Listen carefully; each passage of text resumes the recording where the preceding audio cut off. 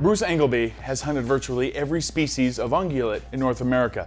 His success as a hunter alone makes him an expert in lethal shot placement. However, it's his 26 years of experience as a veterinarian that makes him uniquely qualified to discuss animal anatomy and shot choice.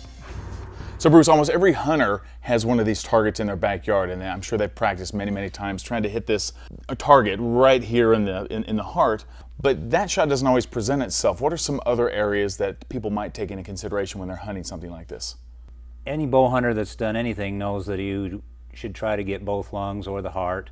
So you're shooting in this area here. There are a lot of other vascular structures in here though. Right back here we have the liver. Probably be okay if you get a good hit there through a lot of liver. The tougher shots come as you start to get at an angle. A lot of bow hunters try to get this shot here that's slightly quartering away in order to miss any shoulder, any bone here, and still get into the chest. However, when you start to get the animal at an angle like that, this kill zone becomes much narrower, and you don't aim there, you've got to aim back here somewhere. If you look at this arrow, that's what it's going to take to get into the chest. Now Bruce, once in a while a hunter will come across a bedded buck. How does the anatomy change once they're down like that? Well, for one thing, and we can't make this deer lay down, but when he does lay down, the elbow and the muscles and bones of the front leg are going to be right up here, covering a good portion of the chest.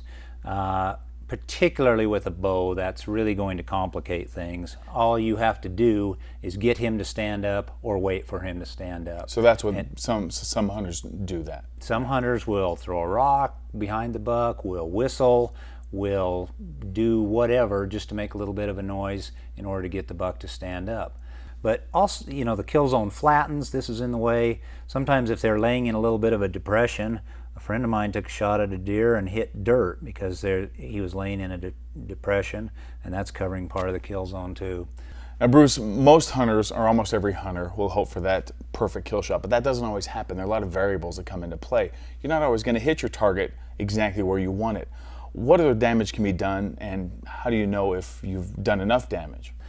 Realizing that even if you miss the chest here, if you hit the liver, that's probably going to be fairly quickly lethal.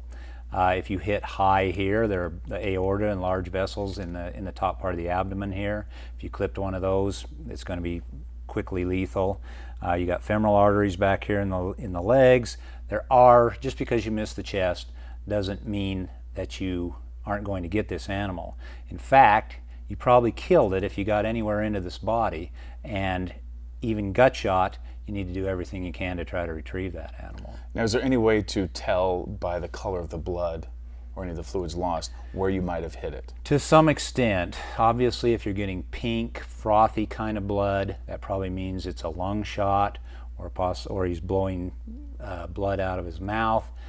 Dark red blood probably means liver or some kind of a venous hit. Now we've talked about this from the perspective of a bow hunter, but what about a rifle hunter? Well, the kill zone is the same, and you still want to strive to hit for this chest area, heart, lung area.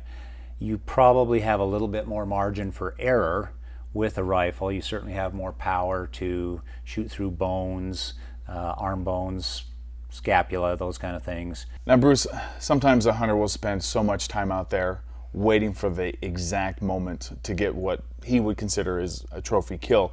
If that ever should present itself, what are some things that a bow hunter might need to remember to not do in that situation? There probably are a few never ever shots with a bow that may not be quite the same with a rifle, but most of this area from the front of the deer or elk is pretty heavily shielded by ribs, by shoulder, by lots of heavy bone structure. And for me, with a bow, these kind of shots from here to here to here would be probably never evers. There is a myth and that you can thread one, obviously this deer would have to have his head up, thread one straight into the front of his chest, and theoretically that's possible through the thoracic inlet. However, it's such a small target that I would not consider that a viable target with a bow. Take the safer shot. Take the safer, or wait. You probably got it. Wait till they move. Does that same rule apply on this end? Probably with a bow. There are lethal structures in the back that aren't quite as well shielded by bone, but probably with a bow you're going to be asking a lot to try to get into the kill zone here from the back end. With a rifle, you're gonna have to penetrate a lot of tissue also. More possibility for that. However, probably not always worth the risk. So if you've got your trophy right in front of you, be a little patient. Be patient. Consider the animal. You know, you don't want to wound it. Let it go. Come back another day.